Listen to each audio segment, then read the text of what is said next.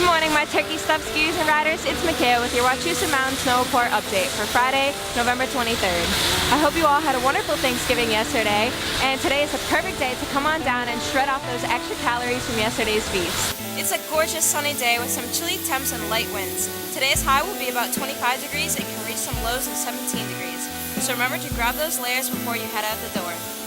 We have more trails opening up today, so don't miss out on the first ride.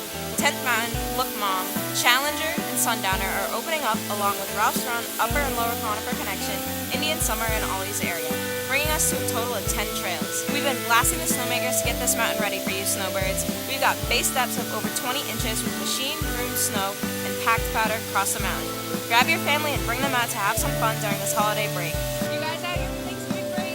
Yeah. That's awesome. How are the conditions out there? Pretty good.